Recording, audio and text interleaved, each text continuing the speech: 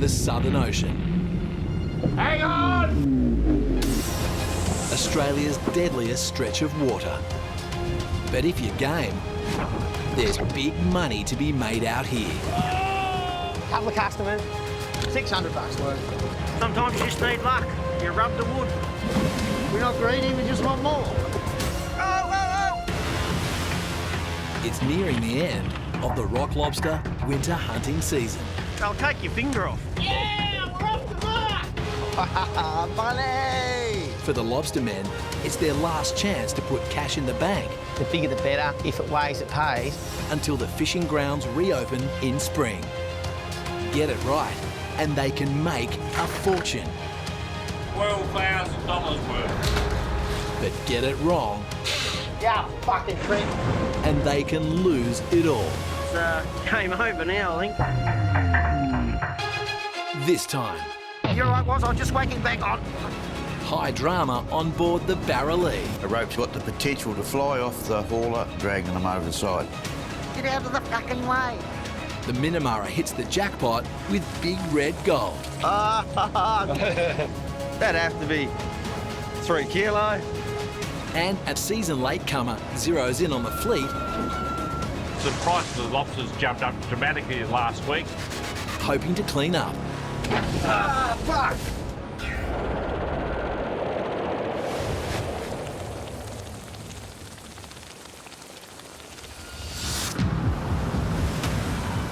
Middle Rocks, southwest Tasmania. This is one of Skipper Clive's favourite fishing grounds.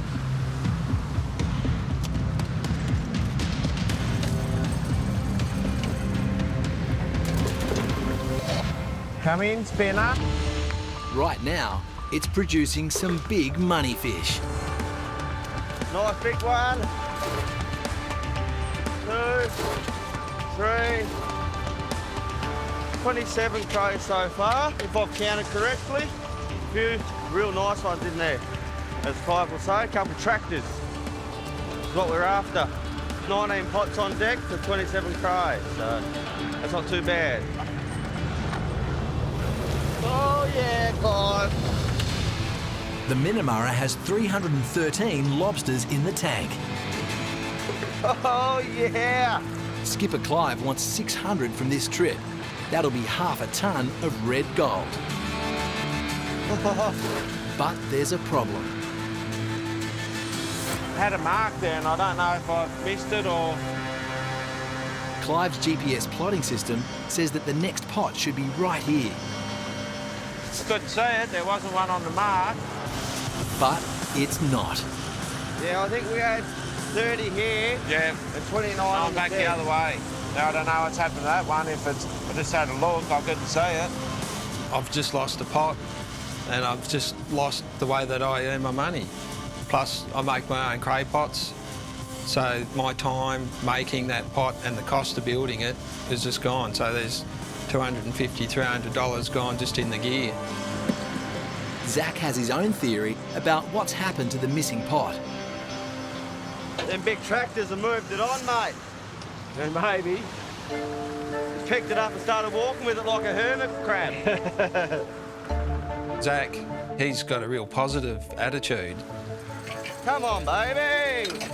Show us what you got. Yeah, that energy just rubs off. You know, just having that positive attitude affects your catches.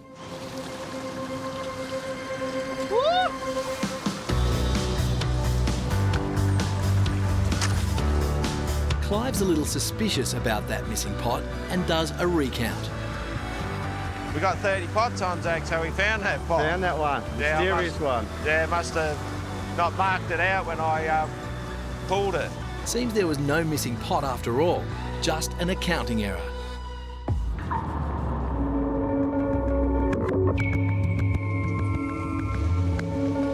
Matsika Island.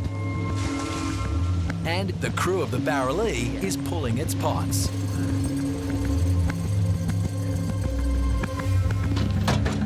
Got 2 or 3 in him by the look of it. With only 127 lobsters in the tank.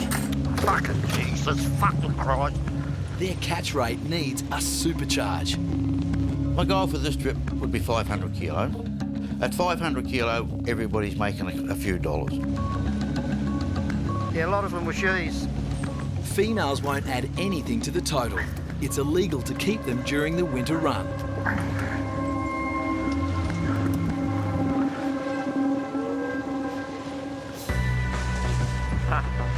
You're near through that to New Zealand. Rookie Jai is keeping his mind on the job. At least I didn't fucking miss it. The hunting's helping him deal with the loss of his mum a few weeks ago. He's had a lot to deal with, poor young man. Would have been his mother's birthday tomorrow too. There's you. There you go, you said you wanted to see one? He's only a little one. They get older here, they got a locked jaw on them. Down here, you'll go in a minute. Get around there. Young guy, very proud of him, the way he's conducted himself this trip. I think it would have been very easy for him to have actually stayed at home, but he's come to see he's excelled in what he's done. The crew of the Barille is here for one reason only, to make money. There's one. We got one. Wow, we're on a roll. Another one. Fisher pot. We're getting 3 for 3. There's a couple in there, Warren. They kept going at that rate, it'd be nice, but let's start counting our chickens before they hatch, I don't think.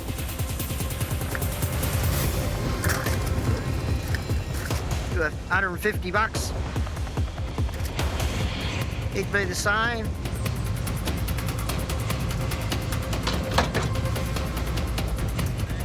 Got 2 or 3 in him by the look of it. At least we're getting a few fish in those last couple of pots. Well, we finish up, Nige. 50. Lucky to get it out of Lucky the to get that, just this last few. The old boys are back in the game. Their tally has jumped to 177, and the lobsters they're catching are top grade. The market is wanting the red crayfish. Warren's spot on. Today's market price has big red lobsters at $90 per kilo. Brindles are $80 per kilo.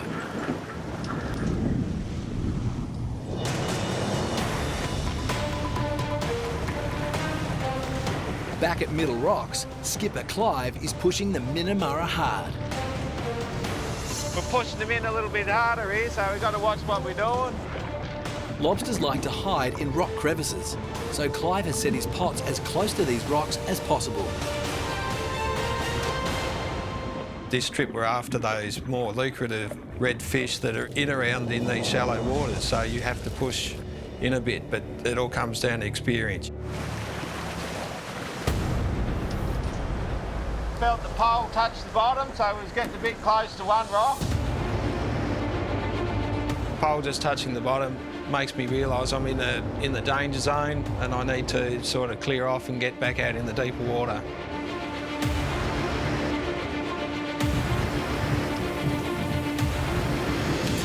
Clive's bold move Oh, yes, Clive. is paying off. There's a tractor in that one, Zach. That'll put a smile on your dial. That's 2 in there, mate. 2, better. Zach's seeing dollar signs. Whoa.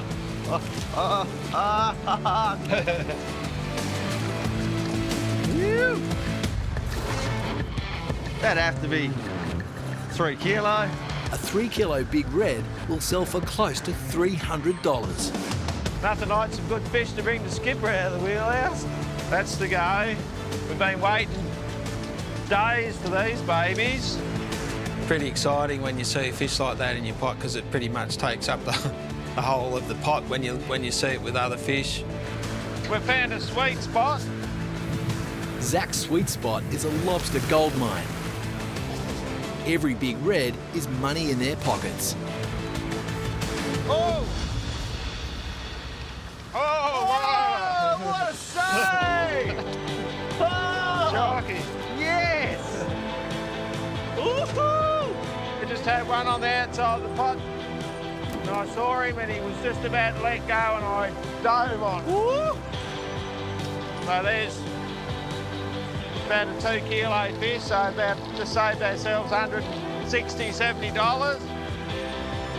It's raining reds on the Minimara. Oh, yes, Clive. The baby's in there, big baby. Oh my God. Zach's sweet spot just got a whole lot sweeter. Woohoo! Oh, look at them glistening in the sunlight. Hey, beauty, that crate's got to be worth a couple $100. 26 big reds has lifted their tally to 339. There's no measuring required for these lobsters. The Minimara now has some big quality fish in their tanks.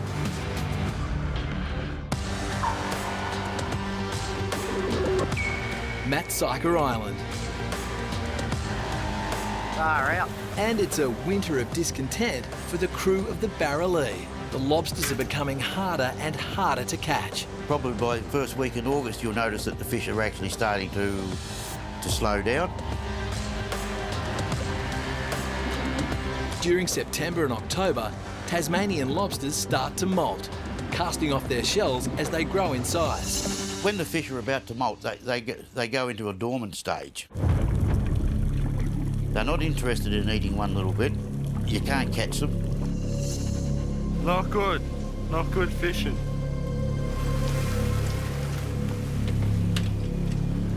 Another pot that's blank. It's only mid-August. If the molting's already started, the whole fleet could be in trouble. Blank after blank after blank. That's not what we come to sea for, but it's a part of fishing. Yep, just blank. Another blank pot. No craze. We'll stick at it. While the weather's good, we'll remain optimistic that we can actually at least get enough fish to cover costs for this trip. Going to midnight and slow wind warning from Central North Coast. Bit of a change brewing down there ahead of us. Going to midnight. So much for the good weather. Deadman's Bay, Tasmania.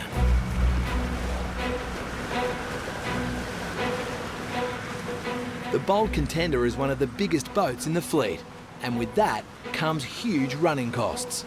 Cost me roughly 10 grand to do a trip. That's fuel, bait, food, insurance, all that. Skipper Squizzy likes to catch huge volumes of lobsters and quick to keep costs down. But the hunting has been slow this trip.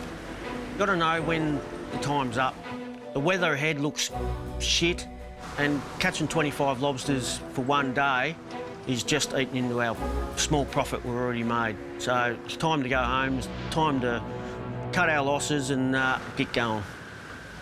It's an 8.5-hour steam back to Margate, but Squizzy can't resist one last roll of the dice. Setting our last shot, the last shot of this trip. We've got 405 lobsters in the tank. We've still got one shot to go. We need 95 more. Looks like we're going to get pissed on, Toads. Wind, rain, everything. Yep, Toads. The front's just starting to hit now, so the wind's picked up. We'll go anchor in Denman's for the night. Should be all right in there. The wind's off the shore. Yep, Toads. We're going to have a power nap, get up at 1 o'clock, pull these babies up and get on home. It's going to be bad weather coming. All the seagulls are in a pack. Look, old fisherman's tale, when you see all the birds in a group, huddled together, when it's going to be bad weather. Middle Rocks. Righto. The Minimara has found a sweet spot. Calling it the sweet spot because we keep putting our pots back in there and we keep catching some, potfuls of fish and good ones at that. They'll shoot their pots back here in the shallows and hope for more big reds. How shallow was that? Oh, it's 5 fathoms and it comes up in front of us. So where we are now, we're fishing in 5 fathoms. That's about 10 metres. Righto, Zach.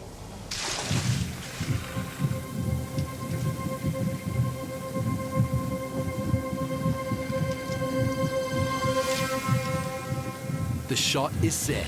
Time to count the morning spoils. Bit of a improvement this morning. Got some nice quality fish here. recently the market seems to go up and down a lot quicker than what it used to. It used to stay a lot steadier. Because of his remote location, Clive doesn't know the current all-in lobster price. Okay, so this is probably one of the biggest ones we caught this morning. It'd be about 2.5, getting close to 3, I reckon. The daily price of big reds is $90 per kilo. That means this big guy is worth about 280 bucks. Nice. Lobster has got that feeling of luxury behind it, especially if they're nice quality red fish. Ferraris are red, they're luxury. Lobsters are red, luxury. Face only a mother could love. 72 for the day, for the night shot. 72, pretty happy with that. Woohoo! That takes their total to 411 for the trip so far. So that's a big improvement on what we've been doing. We're in front now, like we're starting to make money. Dead Man's Bay. Early morning. And Skipper Squizzy is working hard for the money. Deckhand Tabor, on the other hand, is not a morning person. I'm anxious. Just want to get the gear up and get going. This wind's going to change later on this morning, and we don't want to be in this place when that does. Ready to go, Toad?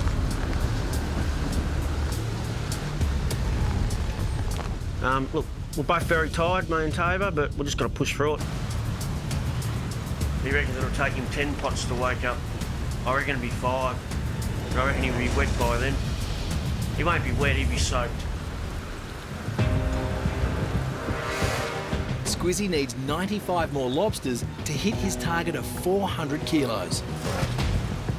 This is their last shot of the trip. Sometimes you always try to have that extra shot, and sometimes it don't pay off. Most of the time with me, it doesn't. You get a flogging for nothing. 5 pots in, and Tabor's eyes are wide open. It's not a very nice night to be a deckhand, that's for sure. You can find better jobs than this. At least I've got windows in front of me. Oh, fuck! That was a big one. The weather is wicked, but the fish are coming in. We count 39. 39. Yeah, we're going all right. That's a beautiful morning too. Oh, gorgeous. You wouldn't want to be any other place in the world except right here. Nothing but fresh air. So my target for this trip was about 400 kilos. I reckon we need around about 500 lobsters. And now for their final pot. I'll take that. We got 56 for the last shot, so happy with that. It was worth having that one quick shot. The Bold Contender's final tally is 461. That's 39 lobsters shy of their target number. But there's still a chance they may hit their target weight, 400 kilos. They'll find out when they unload at port.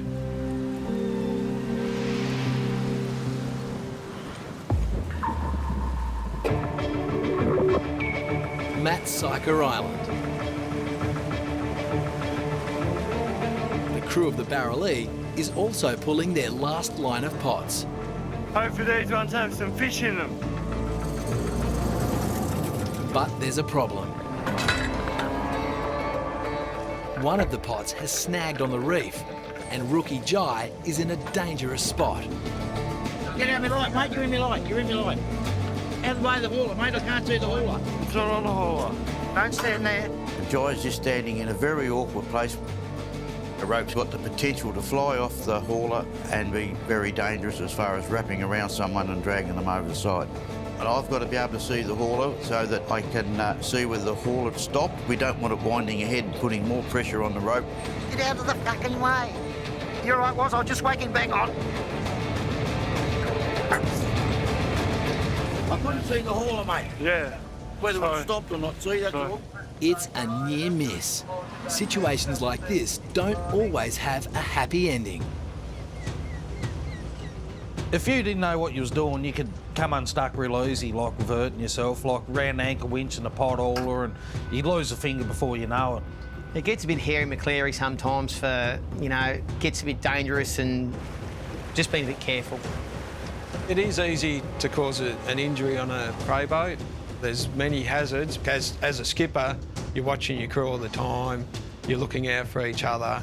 There is that possibility that something bad can happen. It can be hazardous. You all right, mate? Keep going. With this pot now at snag, we've actually got to give it as much slack as we can on the rope and just keep trying different angles to see if there's a way that it'll come out.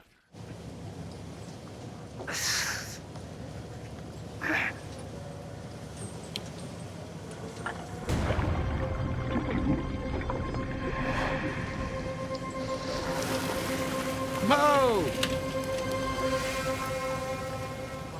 Crack the pot anyway.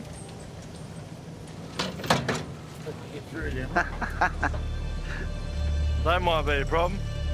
There's a massive hole in the pot. That red weighs about a kilo. The current all-in market price is $90. The broken pot equates to a loss of $350. Is it worthwhile baiting, Nige? I don't think so. The pot's obviously gone down in a crevice, and probably the angle we've started to pull it on with, we've probably pulled it tighter into a narrower crevice.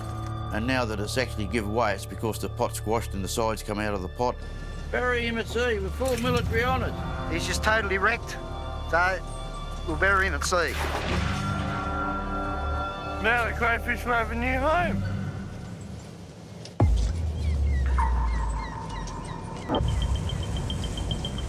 The bold Contender is heading home.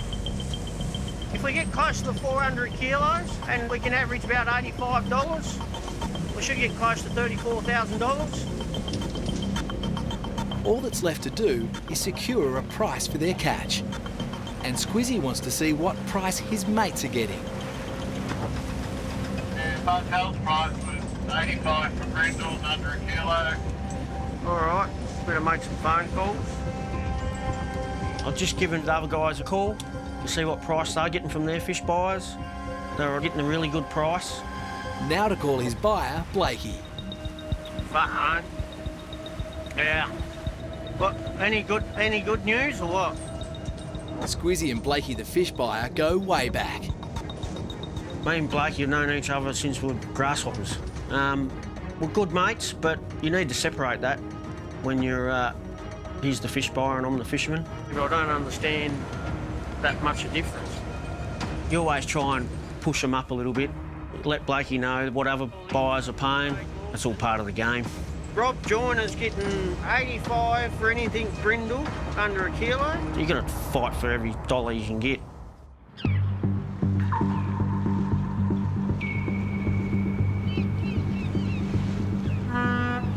Victoria Docks, Hobart. And a new lobster boat is heading out. Pete McKenzie is the skipper of the Triton. He's already caught over 1.5 tonnes of lobster this winter. The Triton is going to fish hard till the end of the season. Money talks, and the per kilo lobster price has spiked. The price of the lobsters jumped up dramatically last week, so we can make good money out of this trip.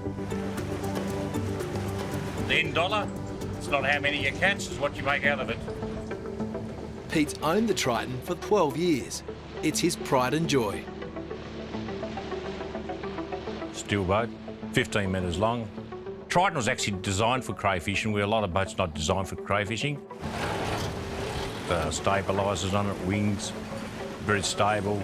Got a roof extends 3/4 of the way back. When it rains, just keep dry and keeps the sun off you. Don't have to use a hat. So it makes it a very easy working boat. Down the back of the boat, actually got a hydraulic pot lifter and shooter. And it just cuts the workload off the crew. It makes things simpler. First stop is Margate Wharf to pick up his deckhand, Matty. It's always hard leaving Holly and Kirsty, of course. Just if he misses out on, like, her first. Which makes it hard. But I guess you just got to do what you got to do. Hey, Matty. How are you, mate? Matty has worked for Pete for the past 4 years. He's a good bloke. Just like everyone though, he has his moments. And major downside working with Pete is his sleeping habits. His snoring, I'd say his snoring is like a freight train. You've got to be there to actually believe how bad it is. I've got some bad news for you. What? I'm sleeping with you. What? No way. Not in your bunk. I'm sleeping in the engine room, man. Get away from that snoring. Bye, Holly. Love you. We're away. Everything's done. We're legal. Unlike a lot of other skippers, Pete doesn't care much for superstition. Very funny thing with fishermen. A lot of them are superstitious. They won't go out on a Friday. Most fishermen won't take bananas out in the boat. I don't know why, because I love bananas. I'm not superstitious. I'll put bananas on the boat. I do that a lot. Only thing I touch is give old Warnie a pat on the head and a Buddha on the front there and give them a bit of a rub. That's all the luck I need. Pretty lucky having me around too. I like to get out and be early on the fishing ground, so you're not second best all the time. It's a bit of a competition for me. I like to get pole fishing, trying to catch the better catch rates for people. Not saying I always do, but I like to be up near the top. The Bass Strait. And skipper Danny's goal for this trip was to catch 600 big red lobsters. Happy enough? You all right? He's got 668 in the tank, but he's not going home just yet. Well, you get your number, but you still got to get the weight. Like, you get paid, you know, if it weighs, it pays. So you've got to get the weight. Sometimes you can get to the wharf and you'll have disappointing weights and you haven't got the kilos that you thought you were going to have. Danny's target is a ton of lobsters. That should give him $100,000 in the bank. Someone I grabbed the other day. We're hoping it's going to be a ton. We don't know that yet. So if we get a few more to make sure we're going to make budget, yep, no, that's where we want to be. So just spread them out a little bit. Danny needs to be careful not to damage the lobsters he already has in his tanks. It's a bit like picking up bananas off the ground. You know, you stuff them under your arm. There's no point keep picking them up off the ground and stuffing them under your arm if they're falling out the back and bruising. They're worth catching, they're worth looking after. The lobsters he's got look healthy, and to minimise movement in the tank, Danny's now hunting in the sheltered waters of the anchorage.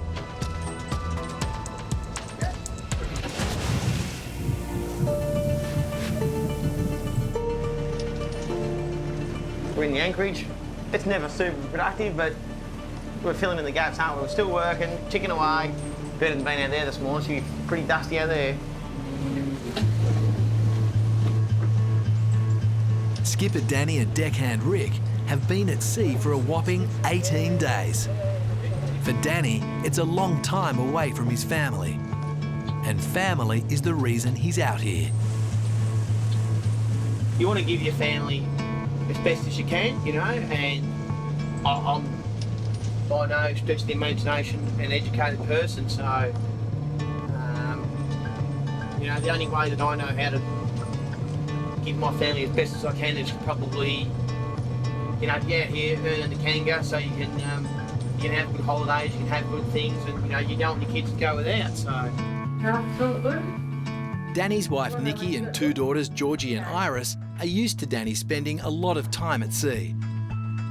He would never know what we got for our birthdays. He said he'd say, what did I get you? You do miss the first steps, you miss the first day at school, you've missed this, you've missed that. It's all things that you cannot get it back, you know, you just can't get that back. So, and you don't realise it at the time because you're just trying to provide for your family as best you can, and this is the only way you know how. So that's how that is. It's a bit of a bugger, but it's a four-letter word, it's called life. The Shank.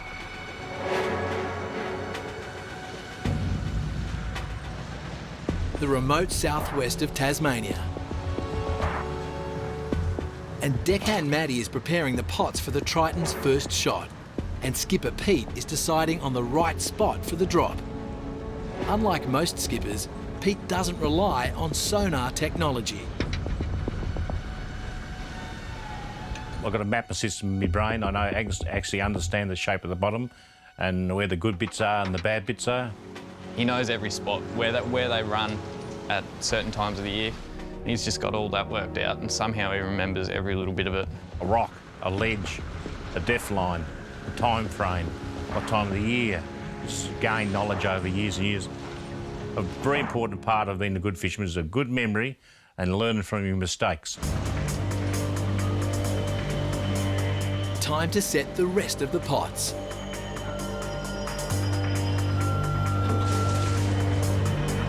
Look out.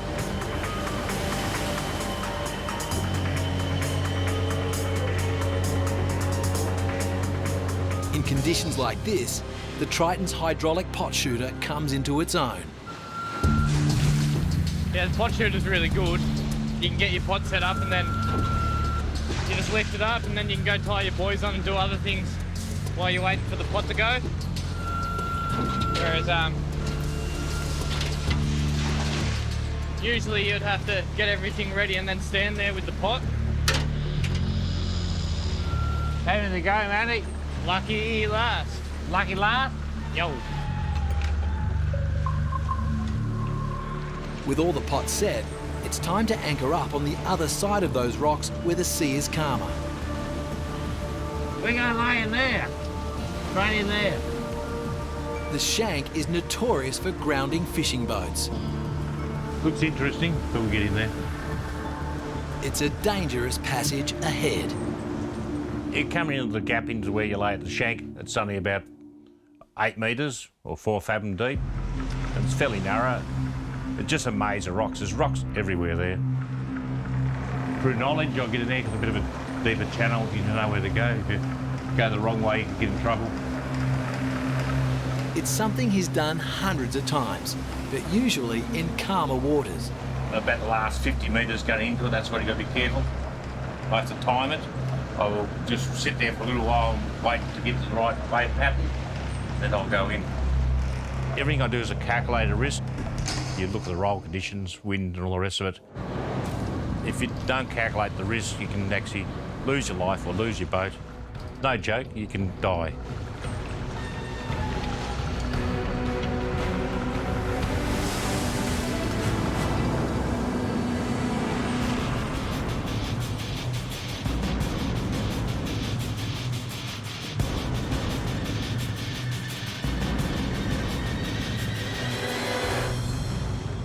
They've made it.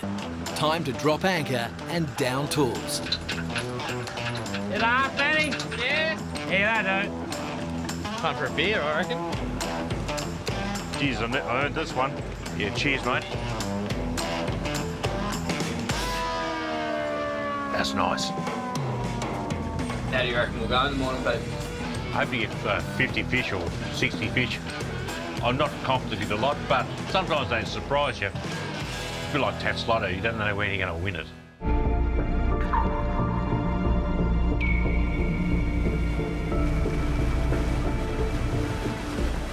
On the William Norling, skipper Danny and deckhand Rick are shooting their last round of pots because they want to guarantee their catch weighs at least 1 tonne.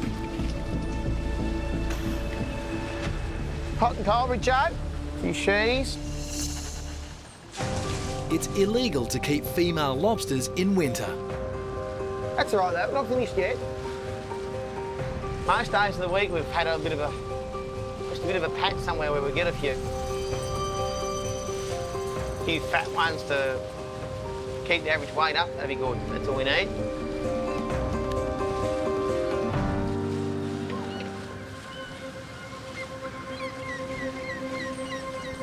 Looks like 2 girls to me. 2 barons. By barons, Danny means 2 females that aren't carrying any eggs. Just the same old, fucking cheese. It's Ladies' Day on the William Norling. You do see a nice bit of colour coming up in a pot. You think, gee, oh, you know, it could go right there, but then you go, nah, all back over the side.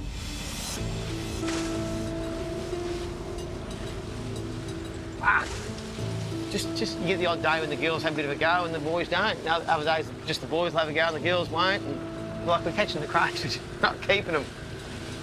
It's not going to help the bank balance, is it? But anyway.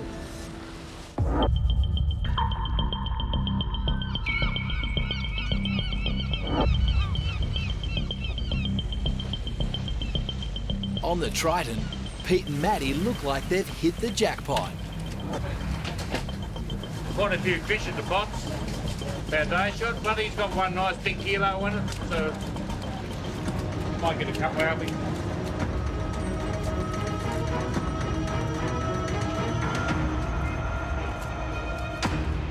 That's 56 reds from that pot alone. Seeing a big pot come over the side, it certainly is exciting, gets you going, and certainly thinking about dollar signs. Their numbers are good, spirits are up. Yeah, I like Matty a lot, yeah, because he's good company. He's actually easy to get on with. He's good to talk to. Beautiful day. He definitely loves to chat. He won't shut up. Usually it's about himself. I flatten the gums a fair bit, yeah. Might have a shower today. Sometimes I think he gets a bit grumpy with me because I'm a pretty hard taskmaster. I like to do things efficiently. I'm there to make money, not to play. But nobody makes money when a pot gets snagged.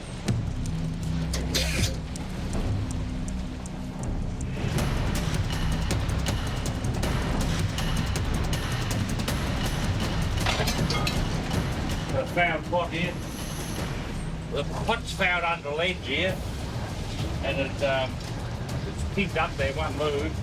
So I've got to go try all different angles to see if I can get it out. Get out of my light, mate. You're in my light. You're in my light. It's a similar situation to what Jai and the Barille were in earlier.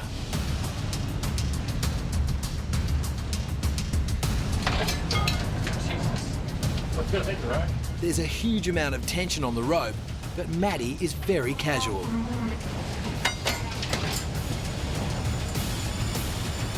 Untangle it as quickly as you can.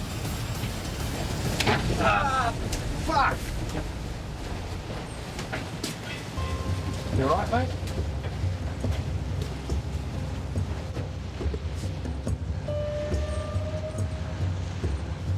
Hit your face. Hit a black eye.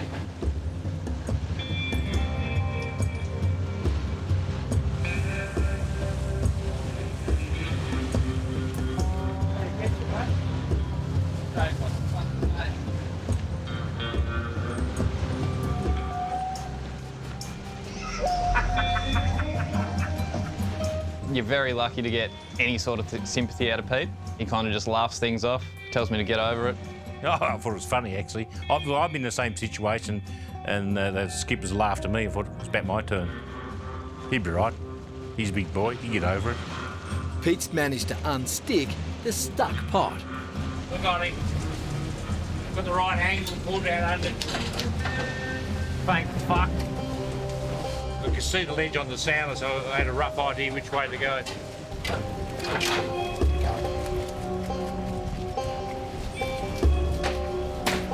Come right down, Matty.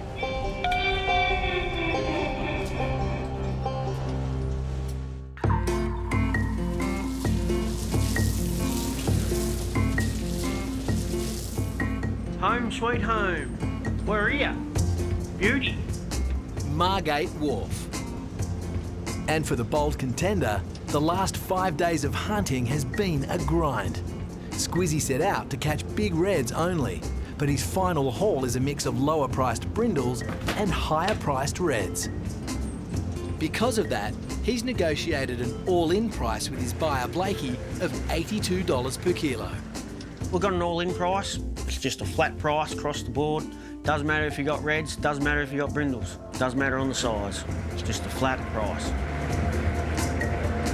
Here comes Blakey. It's always nice to know Blakey's coming to pick the fish up, and hopefully they weigh really well and we can get paid. How'd you go? Slow. Slow for me. Not used to seeing it not full. I'd rather put something in the tank than nothing. Yeah. Time to unload and see how close they are to their target weight of 400 kilos. We've got a few reds and we've got a few bigger brindles, so that should push the weight up a little bit, but we'll just have to wait and see how we go.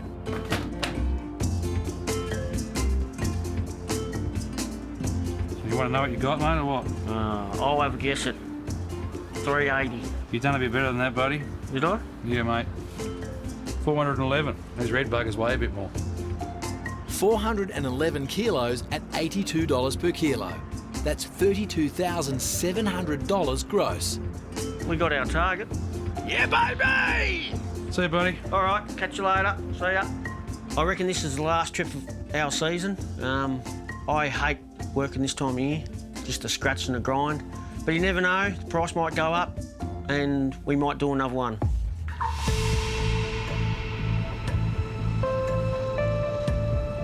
The Anchorage Bass Strait. Skipper Danny's bid for a few more big reds has been going poorly. But Deckhand Rick has a trick up his sleeve. Yeah, that's the go. Block the hole. That'll work. Rick specifically blocked the hole up just then, so on the last pot to make sure we get a cray in this pot. I wouldn't classify it as a real superstition, but it just seems every time I block the chute off, lobsters come up in the pots and I have to move the pot again to put the fish down in the hole. Every time we block the hole, always the next pot will always have crays in it. It's just a given that the next pot will have crays. No! Not today. Rick's trick is a dud.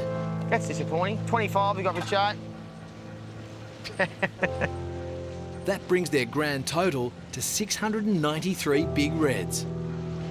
They won't be sure if that equals 1 tonne of lobster until they unload at port. Well, you just get downstairs and put that kettle on. Yes, Ricky. Yes, Ricky. I'll go and put the kettle on. Yeah, look forward to getting home, just getting off the boat, you know, having a nice long shower, just, you know, you can have a beer. It's all the stuff you miss and you do appreciate it when you get there, yeah, absolutely. But it's not over yet. Danny still needs to get his catch back to port and secure a price. It's not all over till the fat lady sings. When they put them on the scales, that's when she's singing. Here's what the current season tally looks like. The William Norling has 693. The Minimara has 411. Anson's Bay and the Bold Contender are both at port. The Barille has 232, with the Triton on 116.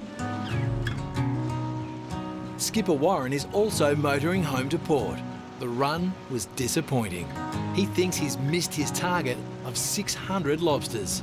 That's it for the season. Not good. It's not looking very promising at all. We're well down on our target. To be honest, I don't think we're going to make it. All that's left is to sell. There's not many. See him on the edge? The colour and the quality of the catch are exactly what the market wants. And the old boys have secured a top dollar price. We had inshore quality fish, which is all red. So they give us $90 all in.